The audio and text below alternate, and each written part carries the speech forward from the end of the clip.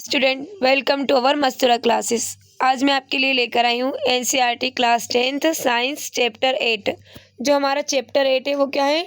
जीव जनन कैसे करते हैं। आज हम जानेंगे जीवों में जनन की प्रक्रिया के बारे में। सबसे पहले हम देखते हैं जीवों के जनन की क्रिया विधि पर चर्चा करने से पूर्व आइए हम एक मूलभूत प्रश्न करें। जीव जनन क्यों करते हैं? वास्तव में पोषण, श्वसन अथवा उत्सर्जन जैसे आवश्यक जैव प्रक्रमों की तुलना में किसी यष्टि जीव को जीवित रहने के लिए जनन आवश्यकता नहीं है। दूसरी ओर जीव को संतति उत्पन्न करने के लिए अत्यधिक ऊर्जा व्यय करनी पड़ती है। फिर जीव उस प्रक्रम में अपनी ऊर्जा व्यर्थ क्यों करे जो उसके जीवित रहने के लिए भी आवश्यक नहीं है। कक्षा में इस प्रकार के संभावित उत्तर खोजना अत्यंत रोचक होगा।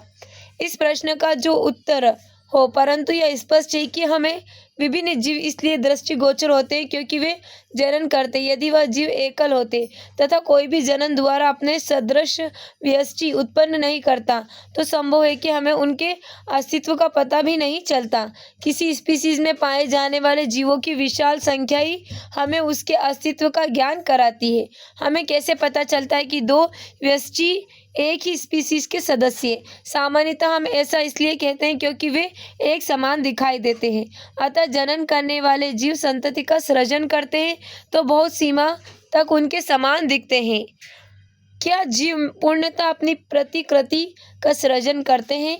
विभिन्न जीवों की अभिकल्प आकार एवं आकृति समान होने के कारण ही वे सदृश प्रतीत होते हैं। शरीर का अभिकल्प समान होने के लिए उनका ब्लूप्रिंट भी समान होना चाहिए।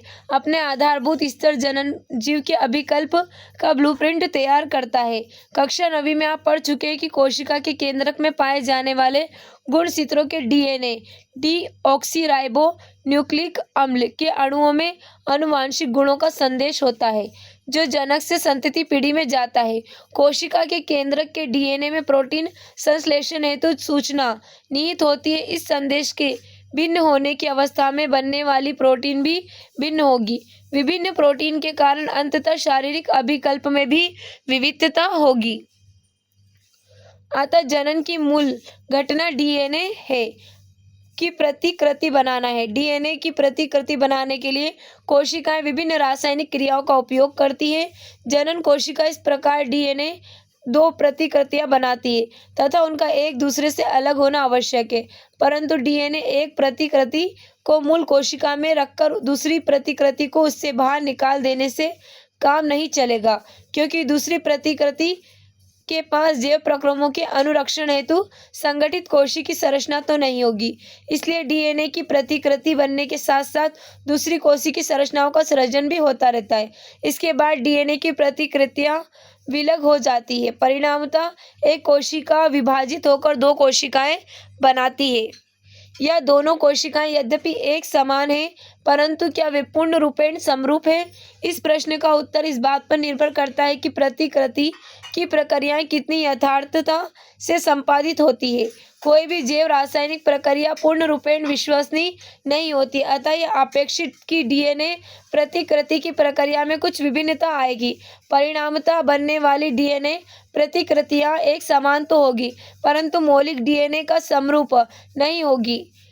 हो सकता है कि कुछ विभिन्नताएं इतनी उग्र हो कि डीएनए की नई प्रतिकृति अपने कोशिकी संगठन के साथ संयोजित नहीं हो पाए।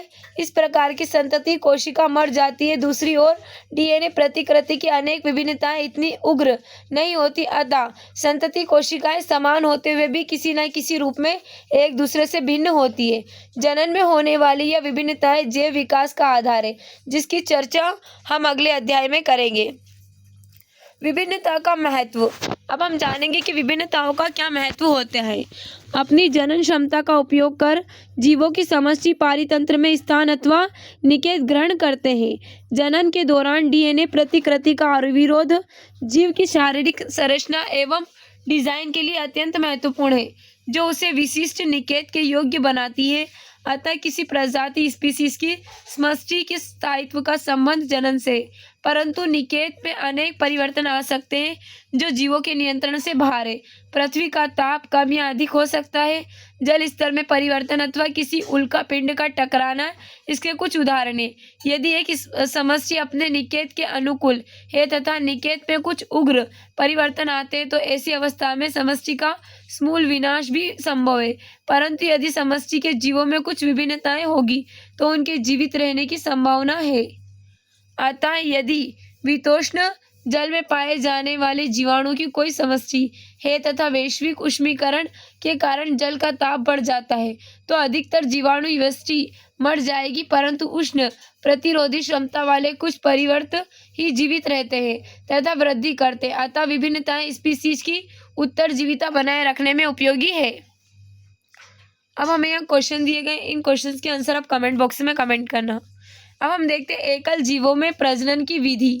क्रियाकलाप 8.1 100 ml जल में लगभग 10 ग्राम चीनी घोलिए। एक परख नली में इस विलयन को 20 ml लेकर उसमें एक चुटकी यीस्ट पाउडर डालिए। परख नली के मुख को रुई से ढककर किसी गर्म स्थान पर रखिए। 1 या 2 घंटे पश्चात परख नली से यीस्ट संवर्धक की एक बूंद स्लाइड पर लेकर उस पर कवर स्लिप रखिए। सूक्ष्मदर्शी की सहायता से इस स्लाइड का प्रेक्षण कीजिए। क्रियाकलाप 8.2 डबल रोटी के एक टुकड़े को जल में भिगोकर ठंडे, नम तथा अंधेरे स्थान पर रखिए। आवर्धक लेंस की सहायता से स्लाइस की सतह का निरीक्षण कीजिए। अपने 1 सप्ताह के प्रेक्षण कॉपी में रिकॉर्ड कीजिए।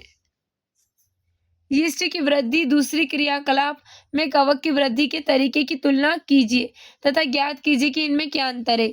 इस चर्चा के बाद कि जनन किस प्रकार कार्य करता है, आइए हम जानें कि विभिन्न जीव वास्तव में किस प्रकार जनन करते हैं।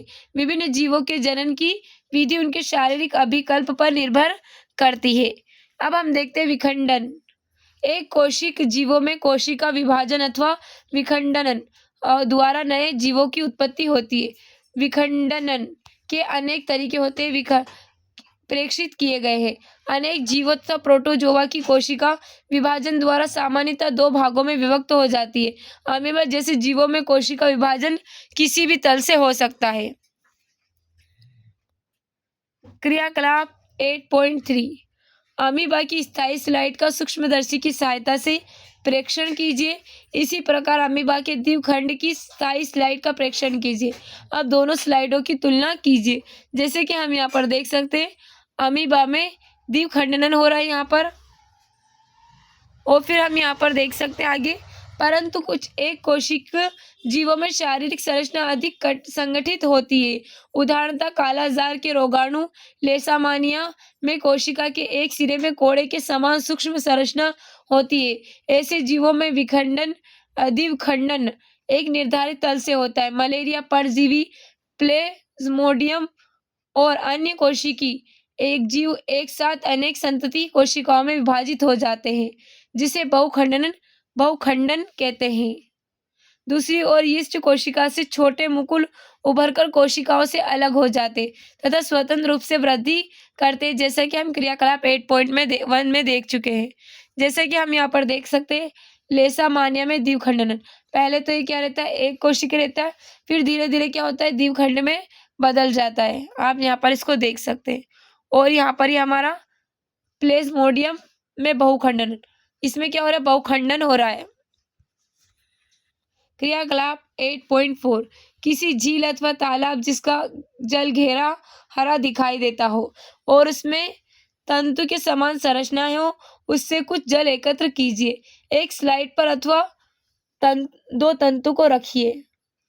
इन तंतुओं पर ग्लिसरीन की एक बूंद डालकर कवर स्लिप से ढक दीजिए। सूक्ष्मदर्शी के नीचे स्लाइड का प्रेक्षण कीजिए।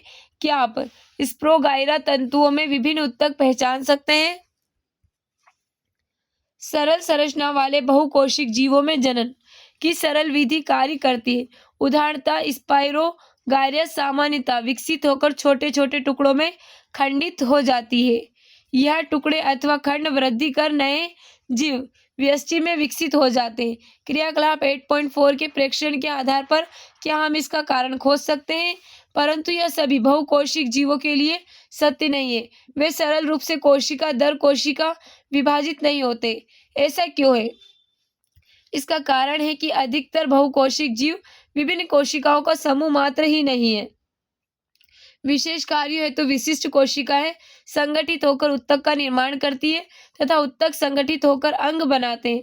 शरीर में इनकी स्थिति भी निश्चित होती है। ऐसी सजग व्यवस्थित परिस्थिति में कोशिका दर कोशिका विभाजन अव्यवहारिक है। अतः बहुकोशिक जीवों को जनन के लिए अपेक्षाकृत अधिक जटिल विधि की आवश्यकता होती है। बहुकोशिक जीवों द्वारा प्रयुक्त एक सामान्य युक्ति यह है कि विभिन्न प्रकार की कोशिकाएं विशिष्ट कार्य के लिए दक्ष होती है। इस सामान्य व्यवस्था का परिपालन करते हुए इस प्रकार के जीवों में जनन के लिए विशिष्ट प्रकार की कोशिकाएं होती है। क्या जीव अनेक प्रकार की कोशिकाओं का बना होता है? इसका उत्तर है कि जीव में कुछ ऐसी कोशिकाएं होनी चाहिए जिनमें वृद्धि, क्रम, प्रसरण तथा उचित परिस्थिति में विशेष प्रकार की कोशिका बनाने की क्षमता हो। पुनरुद्भवन पुनर्जनन पूर्ण रूपेण विभेदित जीवों में अपने कायिक भाग से नए जीव के निर्माण की क्षमता होती है। अर्थात यदि किसी कारणवश जीव शत विशत हो जाता है अथवा कुछ टुकड़ा में टूट जाता है तो इसके अनेक टुकड़े वृद्धि कर नए जीव में विकसित हो जाते हैं।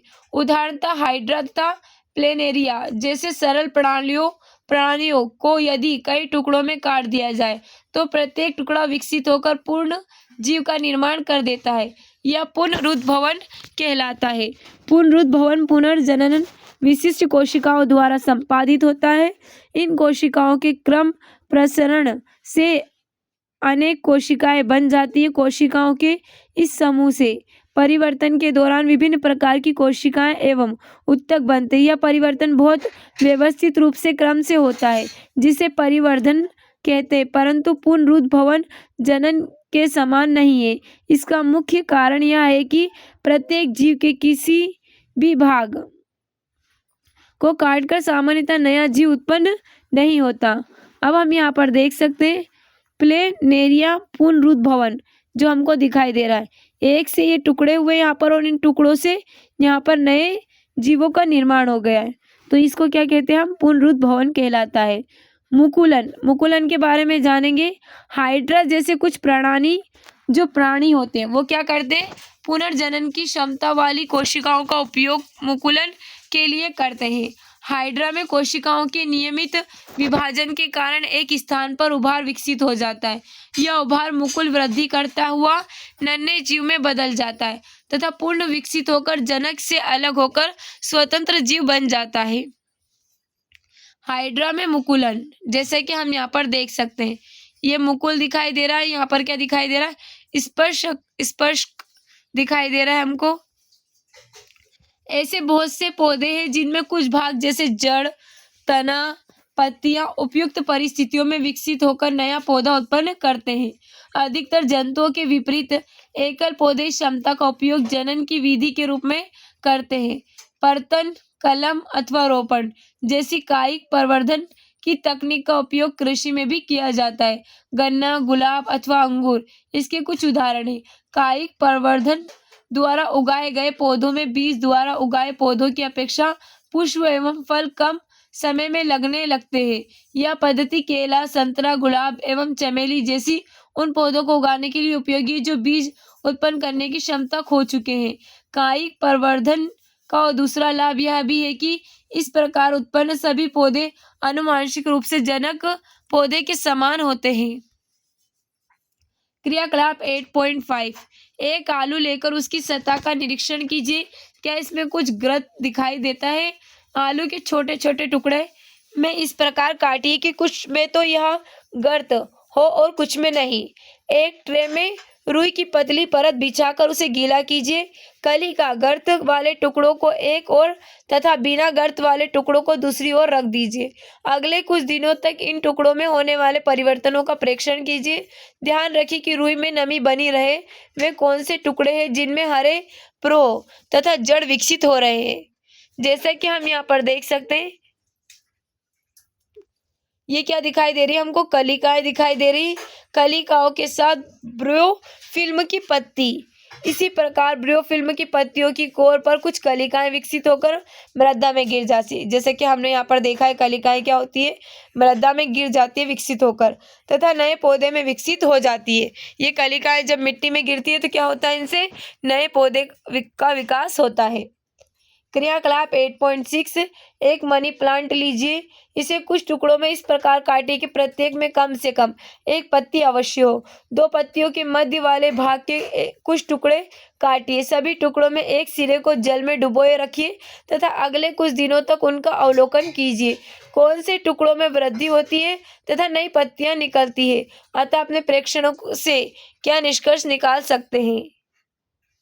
उत्तक संवर्धन तकनीक में पौधे के उत्तक अथवा उसकी कोशिकाओं को पौधे के शीर्ष के वर्धमान भाग से पृथक कर नए पौधे उगाए जाते हैं। इन कोशिकाओं को कृत्रिम पोषक माध्यम में रखा जाता है, जिससे कोशिकाएं विभाजित होकर अनेक कोशिकाओं का छोटा समूह बनाती है, जिसे केलस कहते हैं। केलस को वृद्धि एवं विभेदन के हार्मोन युक्त एक अन्य माध्यम में स्थानांतरित करते हैं। पौधों के फिर मिट्टी में रोप देते हैं, जिससे कि वे वृद्धि कर विकसित पौधे में बन जाते हैं। उत्तक संवर्धन तकनीक द्वारा किसी एकल पौधे से अनेक पौधे संक्रमण मुक्त परिस्थितियों में उत्पन्न किए जा सकते हैं। इस तकनीक का उपयोग सामान्यतः सजावटी पौधों के संवर्धन में किया जाता है। बीजाणु समासंग, अनेक सरल बहुकोशिक जीवों में भी विशिष्ट जनन संरचनाएं पाई जाती है। क्रियाकलाप 8.2 में ब्रेड पर धागे के समान कुछ संरचनाएं विकसित हुई थी। यह राइजोपस का कवक जाल है। ये जनन के भाग नहीं है, परंतु ऊर्ध्व तंतुओं पर सूक्ष्म गुच्छ गोल संरचनाएं जनन में भाग लेती है। ये गुच्छ बीजाणुधानी है, जिनमें विशेष कोशिकाएं अथवा बीजाणु पाए जाते हैं। चित्र 8.6 है। यह बीजाणु वृद्धि करके राइजोपस के नए जीव उत्पन्न करते हैं। बीजाणु के चारों ओर एक मोटी भित्ति होती है, जो प्रतिकूल परिस्थितियों में उसकी रक्षा करती है। नम सतह के संपर्क में आने पर वह वृद्धि करने लगते हैं। अब तक जनन की जिन विधियों की हमने चर्चा की है, उन सभी में नई पीढ़ी का सृजन केवल एकल जीव द्वारा होता है। इसे अलैंगिक जनन कहते हैं। राइजोपस में जीवाणु का समासंग, जैसे कि हम यहाँ पर देख सकते हैं, क्या सब बीजाणु हमको दिखाई दे रहे हैं। इसमें बीजाणु का समासंग दिखाई दे रहा है। अब आगे देखते हैं हमें यहाँ कुछ क्वेश्चन दिए गए, इनके आंसर आप कमेंट बॉक्स में कमेंट करना। अब हम देखते हैं लैंगिक जनन। हम जनन की उस विधि से भी परिचित है जिसमें नई संतति उत्पन्न करने हेतु दो व्यस्त एकल जीवों की भागीदारी होती है। ना तो एकल बैल संतति बछड़ा पैदा कर सकता और ना ही एकल मुर्गी से नए चूजे उत्पन्न हो सकते हैं। ऐसे जीवों में नवीन संतति उत्पन्न करने हेतु नर एवं मादा दोनों लिंगों की आवश्यकता होती है। इसे लैंगिक जनन की सार्थकता क्या है, क्या अलैंगिक जनन की कुछ सीमाएं इन जिनकी चर्चा हम ऊपर कर चुके हैं। लैंगिक जनन प्रणाली क्यों? एकल प्रेरक कोशिकाओं से दो संतति कोशिकाओं के बनने में डीएनए की प्रतिकृति बनना एवं कोशिकीय संगठन दोनों की ही आवश्यक है। जैसे कि हम जान चुके हैं कि डीएनए प्रतिकृति की तकनीक पूर्णतः यथार्थ नहीं है। परिणामी त्रुटियां जीव की समष्टि में विभिन्नता का स्रोत है। जीव की प्रत्येक व्यष्टि विभिन्नताओं द्वारा संरक्षित नहीं हो सकती, परंतु स्पीशीज की समष्टि में पाई जाने वाली विभिन्नताएं उस स्पीशीज के अस्तित्व को बनाए रखने में सहायक है। अतः जीवों में जनन की कोई ऐसी विधि अधिक सार्थक होगी जिसमें अधिक विभिन्नता उत्पन्न हो सके। यद्यपि डीएनए प्रतिकृति की प्रणाली पूर्ण रूपेण यथार्थ नहीं है, वह इतनी परिशुद्ध अवश्य है जिसमें विभिन्नता अत्यंत धीमी गति से उत्पन्न होती है। यदि डीएनए प्रतिकृति की क्रियाविधि कम परिशुद्ध होती है तो बनने वाली डीएनए प्रतिकृतियां कोशिकीय संरचना के साथ सामंजस्य नहीं रख पाती, परिणामतः कोशिका की मृत्यु हो जाती है। अतः परिवर्तन उत्पन्न करने के प्रक्रम को किस प्रकार गति दी जा सकती है? प्रत्येक डीएनए प्रतिकृति में नई विभिन्नता के साथ साथ पूर्ण पीढ़ियों की विभिन्नताएं भी संग्रहित होती रहती है। अतः समष्टि के दो जीवों में संग्रहित विभिन्नताओं के पैटर्न भी काफी भिन्न होंगे। क्योंकि यह सभी विभिन्नताएं जीवित व्यष्टि में पाई जा रही है। अतः सुनिश्चित ही है कि यह विभिन्नताएं हानिकारक नहीं है। दो अथवा अधिक एकल जीवों की विभिन्नताओं के संयोजन से विभिन्नताओं के नए संयोजन उत्पन्न होंगे, क्योंकि इस प्रक्रम में दो विभिन्न जीव भाग लेते हैं। अतः प्रत्येक संयोजन अपने आप में अनोखा होगा। लैंगिक जनन में दो भिन्न जीवों से प्राप्त डीएनए को समाहित किया जाता है, परंतु इससे एक और समस्या पैदा हो सकती है। यदि संतति पीढ़ी में जनक जीवों के डीएनए का युग्मन होता रहे तो प्रत्येक पीढ़ी में डीएनए की मात्रा पूर्व पीढ़ी की अपेक्षा दुगनी होती जाएगी। इससे डीएनए द्वारा कोशिकी संगठन पर नियंत्रण टूटने की अत्यधिक संभावना। इस समस्या के समाधान के लिए हम कितने तरीके सोच सकते हैं। हम पहले ही जान चुके हैं कि जैसे जैसे जीवों की जटिलता बढ़ती जाती है वैसे वैसे उत्तकों की विशिष्टता बढ़ती जाती है। उपरोक्त समस्या का समाधान जीवों ने इस प्रकार खोजा जिसमें विशिष्ट अंगों में कुछ विशेष प्रकार की कोशिकाओं की परत होती है, जिनमें जीव की कायिक कोशिकाओं की अपेक्षा गुणसूत्रों की संख्या आधी होती है तथा डीएनए की मात्रा भी आधी होती है। यह कोशिका विभाजन की प्रक्रिया, जिसे अर्धसूत्री विभाजन कहते हैं, के द्वारा प्राप्त किया जाता है। अतः दो भिन्न जीवों की यह युग्मक कोशिकाएं लैंगिक जनन में युग्मन द्वारा युग्मनज जायगोट बनाती है तो संतति में गुणसूत्रों की संख्या एवं डीएनए की मात्रा पुनः स्थापित हो जाती है। यदि युग्मनज वृद्धि एवं परिवर्धन द्वारा नए जीव में विकसित होता है तो इसमें ऊर्जा का भंडार भी पर्याप्त होना चाहिए। अति सरल संरचना वाले जीवों में प्रिया दो जनन कोशिकाओं युग्मकों की आकृति एवं आकार में विशेष अंतर नहीं होता अथवा वे समाकृति भी हो सकते, परंतु जैसे ही शारीरिक डिजाइन अधिक जटिल होता है जनन कोशिकाएं भी विशिष्ट हो जाती है। एक जनन कोशिका अपेक्षाकृत बड़ी होती है एवं उसमें भोजन का पर्याप्त भंडार भी होता है, जबकि दूसरी अपेक्षाकृत छोटी एवं अधिक गतिशील होती है। गतिशील जनन कोशिका को नर युग्मक तथा जिन जनन कोशिकाओं में भोजन का भंडार संचित होता है उसे मादा युग्मक कहते हैं। अगले कुछ अनुभागों में हम देखेंगे कि इन दो प्रकार के युग्मकों के सृजन की आवश्यकता ने नर एवं मादा व्यष्टियों जनकों में विभेद उत्पन्न किए हैं तथा कुछ जीवों में नर एवं मादा में शारीरिक अंतर भी स्पष्ट दृष्टिगोचर होते हैं। पुष्टि पौधे में लैंगिक जनन। आवर्त बीजी एंजियोस्पर्म के जनन अंग पुष्प में अवस्थित होते हैं। आप पुष्प के विभिन्न भागों के विषय में पहले ही पढ़ चुके हैं। बाह्य दल, दल, पंखुड़ी, पुंकेसर एवं स्त्री केसर। पुंकेसर एवं स्त्री केसर पुष्प के जनन भाग है जिसमें जनन कोशिकाएं होती है।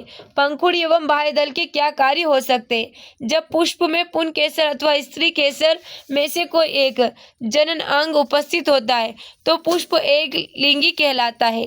क्या कहलाता है? एक लिंगी कहलाता है। और पपीता, तरबूज, जब पुष्प में पुंकेसर एवं स्त्री केसर दोनों उपस्थित होते हैं तो गुड़हल, सरसों तो उन्हें उभयलिंगी पुष्प कहते हैं। पुंकेसर नर जनन अंग है जो परागकण बनाते हैं। परागकण सामान्यतः पीले हो सकते हैं। आपने देखा होगा कि जब आप किसी पुष्प के पुंकेसर को छूते हैं तब हाथ में एक पीला पाउडर लग जाता है। स्त्री केसर पुष्प के केंद्र में अवस्थित होता है तथा पुष्प का मादा जनन अंग है। यह 3 भागों से बना होता है। आधार पर उभरा फूला भाग अंडाशय, मध्य में लंबा भाग वृत्तिका है तथा शीर्ष भाग वार्तिकाग्र है जो प्रिय चिपचिपा होता है। अंडाशय में बीजाणु होते हैं तथा प्रत्येक बीजाणु में एक अंड कोशिका होती है। परागकण द्वारा उत्पादित नर युग्मक अंडाशय की अंड कोशिका मादा युग्मक से संलित हो जाता है। जनन कोशिकाओं के इस युग्मन अथवा निषेचन से युग्मनज बनता है जिसमें नए पौधों में विकसित होने की क्षमता होती है। अतः परागकणों को पुंकेसर से वार्तिकाग्र तक स्थानांतरण की आवश्यकता होती है। यदि परागकणों का यह स्थानांतरण उसी पुष्प के वार्तिकाग्र पर होता है तो यह स्वपरागण कहलाता है। परंतु एक पुष्प के परागकण दूसरे पुष्प पर स्थानांतरित होते हैं तो इसे पर परागण कहते हैं। एक पुष्प से दूसरे पुष्प तक परागकणों का यह स्थानांतरण वायु, जल अथवा प्राणी जैसे वाहक द्वारा संपन्न होता है। जैसे कि हम यहाँ पर ये चित्र देख सकते हैं। पुष्प की अनुदैर्घ्य काट हमको दिखाई दे रही है। ये क्या होता है, वार्तिकाग्र होता है और ये वृत्तिका होती है। और यहाँ पर क्या देख सकते हैं हम, अंडाशय। ये पूरा क्या दिखाई दे रहा है हमको, स्त्री केसर। यहाँ पर परागकोश होता है, तंतु होते हैं, और ये दल पंखुड़ी, और यहाँ पर क्या होता है, बाह्यदल होता है। पराग कणों के उपयुक्त वार्तिकाग्र पर पहुंचने के पश्चात नर युग्मक को अंडाशय में स्थित मादा युग्मक तक पहुंचना होता है। इसके लिए परागकण से एक नलिका विकसित होती है तथा वर्तिका से होती हुई बीजांड तक पहुंचती है। निषेचन के पश्चात युग्मनज में अनेक विभाजन होते हैं तथा बीजांड में भ्रूण विकसित होता है। बीजांड में एक कठोर आवरण विकसित होता है तथा यह बीज में परिवर्तित हो जाता है। अंडाशय तीव्रता से वृद्धि करता है तथा परिपक्व होकर फल बनाता है। इस अंतराल में बाह्यदल, पंखुड़ी, पुंकेसर, वृत्तिका एवं वार्तिकाग्र प्रिया मुरझाकर गिर जाते हैं। क्या आपने कभी पुष्प के किसी भाग को फल के साथ स्थायी रूप से जुड़े हुए देखा है? सोचिए, बीजों के बनने से पौधे को क्या लाभ है। बीज में भावी पौधा अथवा भ्रूण होता है जो उपयुक्त परिस्थितियों में नवोद्भिद में विकसित हो जाता है। इस प्रक्रम को अंकुरण कहते हैं। जैसा कि हम यहाँ पर देख सकते हैं, इस चित्र में दिखाई दे रहा परागकण, वार्तिकाग्र, नर युग्मक, परागनली, अंडाशय और ये मादा युग्मक हमको दिखाई दे रहा है। ये क्या, वर्तिकाग्र पर परागकणों का अनुकरण हमको दिखाया गया है। अब आगे देखते हैं हम क्रियाकलाप 8.7। चने के कुछ बीजों को एक रात तक जल में भिगो दीजिए, अधिक जल को फेंक दीजिए तथा भीगे हुए बीजों को गीले कपड़ों से ढककर एक दिन के लिए रख दीजिए। ध्यान रहे कि बीज सूखे नहीं। बीजों को सावधानी से खोलकर उसके विभिन्न भागों को प्रेक्षण कीजिए। अपने प्रेक्षण की तुलना चित्र 8.9 से कीजिए। क्या आप सभी भागों को पहचान सकते हैं? जैसे कि हम यहाँ पर देख सकते हैं, ये क्या दिखाई दे रहा है हमको, अंकुरण, बीज पत्र, खाद्य संग्रह, प्रांकुर, भावी प्रभो, मूलांकुर, भावी जड़, जो हमको यहाँ पर दिखाई दे रही है। मानव में लैंगिक जनन कैसे होता है? अब तक हम विभिन्न स्पीशीज में जनन की विभिन्न प्रणालियों की चर्चा करते रहे हैं। आइए अब हम उस स्पीशीज के विषय में जानें जिसमें हमारी सर्वाधिक रुचि है, वह है मनुष्य। मानव में लैंगिक जनन होता है, यह प्रक्रम किस प्रकार कार्य करता है? आइए हम स्थूल रूप से एक असंबद्ध बिंदु से प्रारंभ करते हैं। हम सभी जानते हैं कि आयु के साथ साथ हमारे शरीर में कुछ परिवर्तन आते हैं। आपने पहले भी कक्षा 8वीं में शरीर में होने वाले बदलाव के बारे में सीखा था। कक्षा 1 से 10 तक पहुंचते पहुंचते हमारी लंबाई एवं भार बढ़ जाता है। हमारे दांत जो गिर जाते हैं दूध के दांत कहलाते हैं तथा नए दांत निकल आते हैं। इन सभी परिवर्तनों को एक सामान्य प्रक्रम वृद्धि में समूहबद्ध कर सकते हैं जिसमें शारीरिक वृद्धि होती है, परंतु किशोर अवस्था के प्रारंभिक वर्षों में कुछ ऐसे परिवर्तन होते हैं जिन्हें मात्र शारीरिक वृद्धि नहीं कहा जा सकता, जबकि शारीरिक सौष्ठव की ही बदल जाता है। शारीरिक अनुपात बदलता है, नए लक्षण आते हैं तथा संवेदना में भी परिवर्तन आते हैं। इनमें से कुछ परिवर्तन तो लड़के एवं लड़कियों में एक समान होते हैं। हम देखते हैं कि शरीर के कुछ नए भागों जैसे कि काख एवं जांघों के मध्य जरांगीय क्षेत्र में बाल गुच्छ निकल आते हैं तथा उनका रंग भी गहरा हो जाता है। पैर, हाथ एवं चेहरे पर भी महीन रोम आ जाते हैं। त्वचा अक्सर तेली हो जाती है तथा कभी कभी मुहासे भी निकल आते हैं। हम अपने और दूसरों के प्रति अधिक सजग हो जाते हैं। दूसरी ओर कुछ ऐसे भी परिवर्तन हैं जो लड़कों एवं लड़कियों में भिन्न होते हैं। लड़कियों में स्तन के आकार में वृद्धि होने लगती है तथा स्तनाग्र की त्वचा का रंग भी गहरा होने लगता है। इस समय लड़कियों में रजोधर्म होने लगता है। लड़कों के चेहरे पर दाढ़ी मूंछ निकल आती है तथा उनकी आवाज फटने लगती है। साथ ही दिवा स्वप्न अथवा रात्रि में शीशन भी अक्सर विवर्धन के कारण ऊर्ध्व हो जाता है। ये सभी परिवर्तन महीनों एवं वर्षों की अवधि में मंद गति से होते हैं। ये परिवर्तन सभी व्यक्तियों में एक ही समान अथवा एक निश्चित आयु में नहीं होते हैं। कुछ व्यक्तियों में ये परिवर्तन कम आयु में एवं तीव्रता से होते हैं, जबकि अन्य में मंद गति से होते प्रत्येक परिवर्तन तीव्रता से पूर्ण भी नहीं होता। उदाहरणतः लड़कों के चेहरे पर पहले छितराए हुए कुछ मोटे बाल परिलक्षित होते तथा धीरे धीरे यह वृद्धि एक जैसी हो जाती है। फिर भी इन सभी परिवर्तनों में विभिन्न व्यक्तियों के बीच विविधता परिलक्षित होती है। जैसे कि हमारे नाक नक्श अलग अलग है, उसी प्रकार इन बालों की वृद्धि का पैटर्न, स्तन अथवा शीशन की आकृति एवं आकार भी भिन्न होते हैं। यह सभी परिवर्तन शरीर की लैंगिक परिपक्वता के पहलू है। इस आयु में शरीर में लैंगिक परिपक्वता क्यों परिलक्षित होती है? हम बहुकोशिक जीवों में विशिष्ट कार्यों के संपादन हेतु विशिष्ट प्रकार की कोशिकाओं की आवश्यकता की बात कर चुके हैं। लैंगिक जनन में भाग लेने के लिए जनन कोशिकाओं का उत्पादन इसी प्रकार का एक विशिष्ट कार्य है तथा हम देख चुके हैं कि पौधों में भी इस हेतु विशेष प्रकार की कोशिकाएं एवं उत्तक विकसित होते हैं। प्राणियों जैसे कि मानव भी इस कार्य हेतु विशिष्ट उत्तक विकसित करता है। यद्यपि किसी व्यक्ति के शरीर में युवावस्था के आकार हेतु वृद्धि होती है, परंतु शरीर के संसाधन मुख्यतः इस वृद्धि की प्राप्ति की ओर लगे रहते हैं। इस प्रक्रम के चलते जनन उत्तक भी परिपक्वता मुख्य प्राथमिकता नहीं होती। अतः जैसे जैसे शरीर की सामान्य वृद्धि दर धीमी होनी शुरू होती है, जनन उत्तक परिपक्व होना प्रारंभ कर देते हैं। किशोर अवस्था की इस अवधि को यौवन आरंभ कहा जाता है। अतः वे सभी परिवर्तन जिनकी हमने चर्चा की जनन प्रक्रम से किस प्रकार संबंध है? हमें याद रखना चाहिए कि लैंगिक जनन प्रणाली का अर्थ है कि दो भिन्न व्यक्तियों की जनन कोशिकाओं का परस्पर संलयन यह जनन कोशिकाओं के बहामोचन द्वारा हो सकता है, जैसे कि पुष्पी पौधों में होता है, अथवा दो जीवों के परस्पर संबंध द्वारा जनन कोशिकाओं के आंतरिक स्थानांतरण द्वारा भी हो सकता है, जैसे कि अनेक प्राणियों में होता है। यदि जंतुओं का सगम इस प्रकार में भाग लेना हो तो यह आवश्यक है कि दूसरे जीव उनकी लैंगिक परिपक्वता की पहचान कर सके। यौवन आरंभ की अवधि में अनेक परिवर्तन जैसे कि बालों का नवीन पैटर्न इस बात का संकेत है कि लैंगिक परिपक्वता आ रही है। दूसरी ओर दो व्यक्तियों के बीच जनन कोशिकाओं के वास्तविक स्थानांतरण हेतु विशिष्ट अंग संरचना की आवश्यकता होती है। उदाहरण के लिए शीशन के ऊर्ध्व होने की क्षमता स्तनधारियों जैसे कि मानव में शिशु का मां के शरीर में लंबी अवधि के तक गर्भस्थ रहता है तथा जन्मोपरांत स्तनपान करता है। इन सभी स्थितियों के लिए मादा के जनन अंगों एवं स्तन का परिपक्व होना आवश्यक है। आइए जनन तंत्र के विषय में जानें। अब हम यहाँ पर देख सकते हैं नर जनन तंत्र, जनन कोशिकाएं उत्पादित करने वाले अंग एवं जनन कोशिकाओं को निषेचन के स्थान तक पहुँचने वाले अंग संयुक्त रूप से नर जनन तंत्र बनाते हैं। नर जनन कोशिकाओं अथवा शुक्राणु का निर्माण वृषण में होता है। यह उदर गुहा के बाहर वृषण कोश में स्थित होता है। इसका कारण यह है कि शुक्राणु उत्पादन के लिए आवश्यक ताप शरीर के ताप से कम होता है।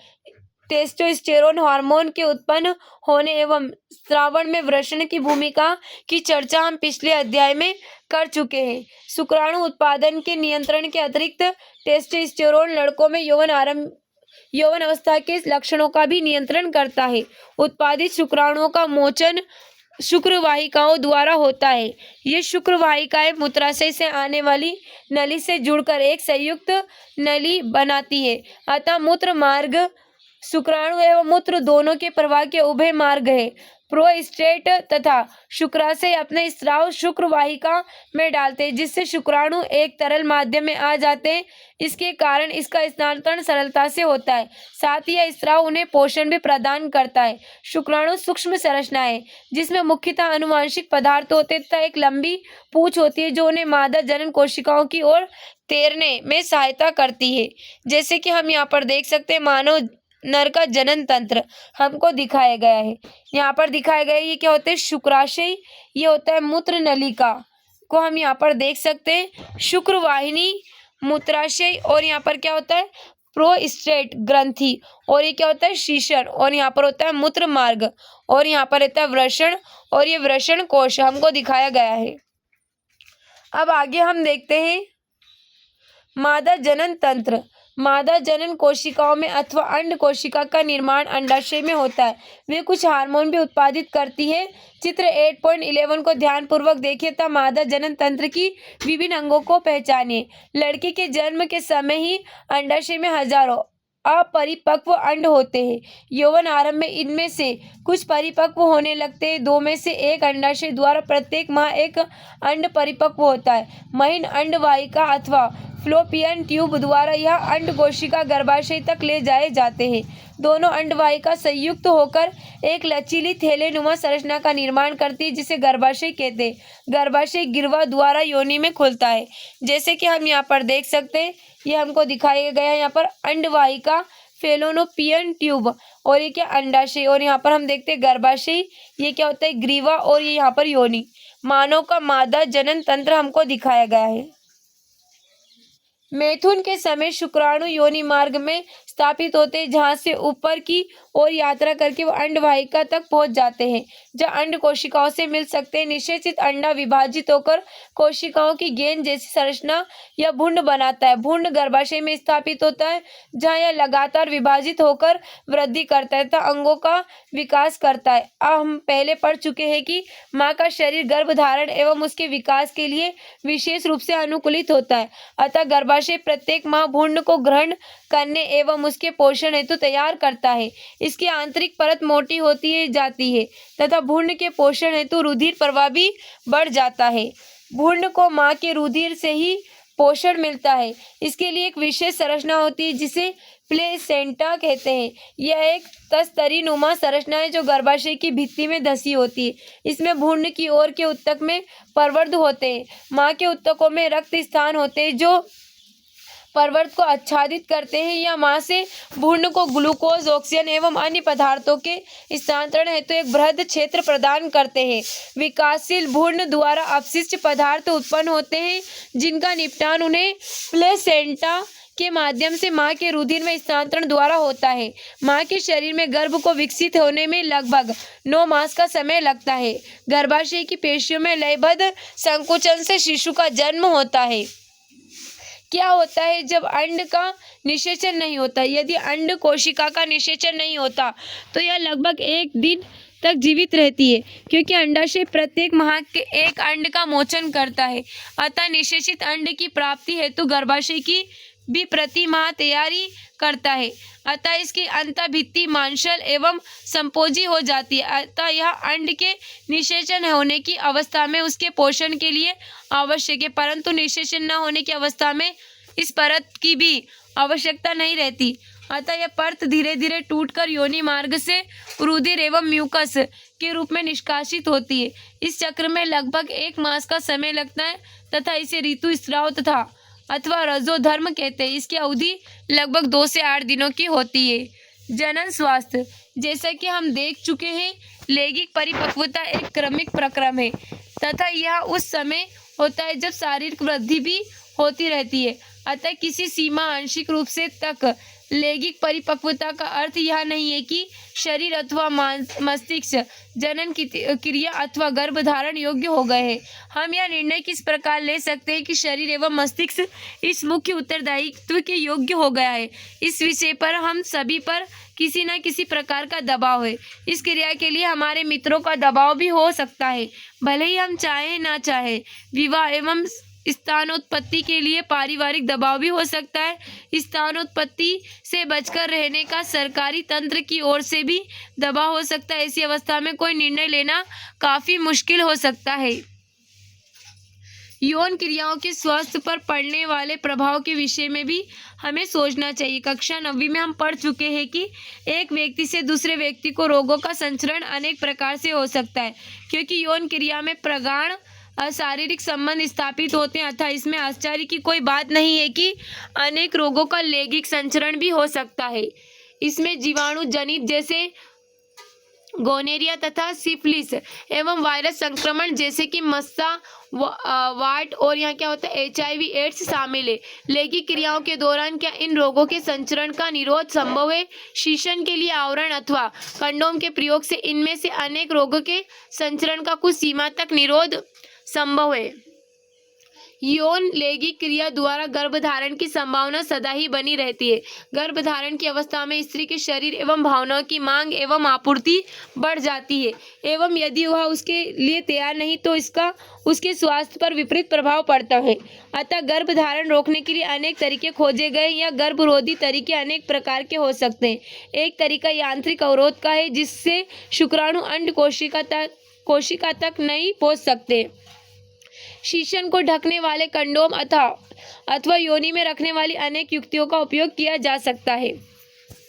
दूसरा तरीका शरीर में हार्मोन संतुलन के परिवर्तन का है जिससे अंड का मोचन ही नहीं होता अतः निषेचन नहीं हो सकता। ये दवाएं सामान्यतः गोली के रूप में ली जाती है परंतु ये हार्मोन संतुलन को परिवर्तित करती है अतः उनके कुछ विपरीत प्रभाव भी हो सकते हैं।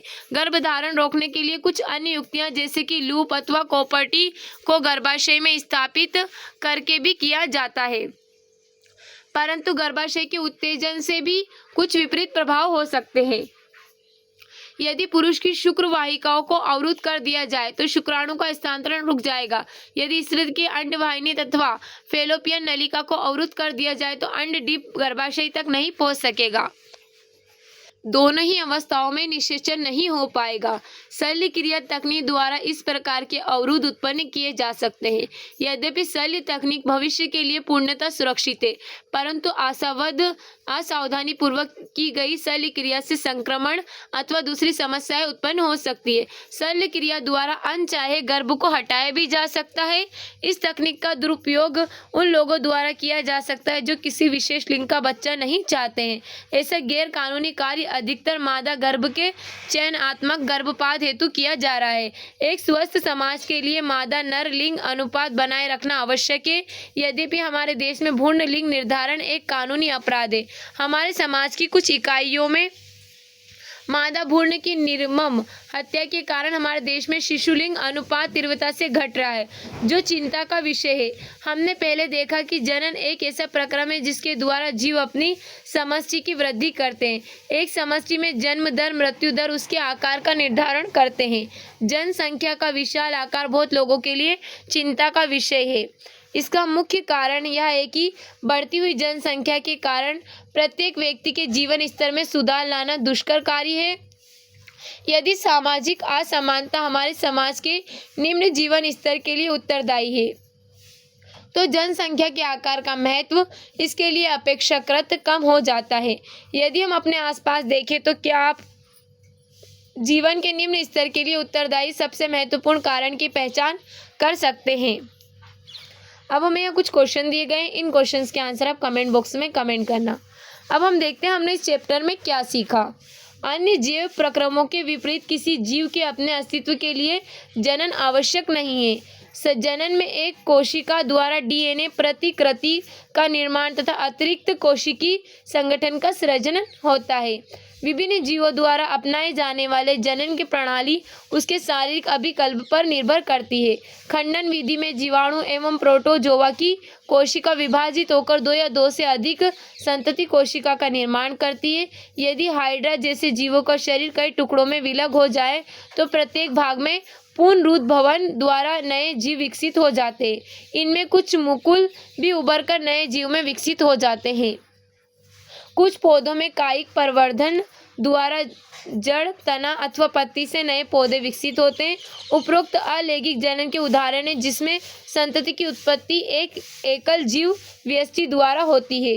लैंगिक जनन में संतति उत्पादन हेतु दो जीव भाग लेते हैं। डीएनए प्रतिकृति की तकनीक से विभिन्नता उत्पन्न होती है जो स्पीशीज के अस्तित्व के लिए लाभप्रद है। लैंगिक जनन द्वारा अधिक विभिन्नताएं उत्पन्न होती है। पुष्पी पौधों में जनन प्रक्रम परागकण परागकोश से स्त्री केसर के वार्तिक आग्र तथा स्थानांतरित होते हैं जिसे परागण कहते हैं। इसका अनुगमन निषेचन द्वारा होता है। यौन आरंभ में शरीर में अनेक परिवर्तन आते हैं। उदाहरण के लिए लड़कियों में स्तन का विकास होता है। लड़कों के चेहरे पर नए बालों का आना लैंगिक परिपक्वता के चिन्ह है। मानव में नर जनन तंत्र में वृषण, शुक्राणु वाहिनी, शुक्राशय, प्रोस्टेट, ग्रंथि, मूत्र मार्ग तथा शीशन होते हैं। वृषण शुक्राणु उत्पन्न करते हैं।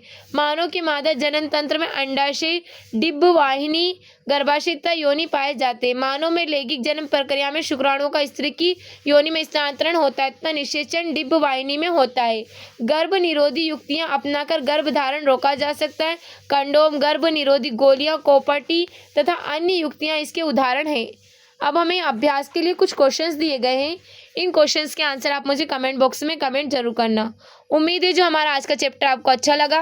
अगर हमारा आज का चैप्टर आपको अच्छा लगा है तो इसी तरह की अपडेट के लिए हमारे चैनल को सब्सक्राइब करें और बेल आइकन को दबाना ना भूलें।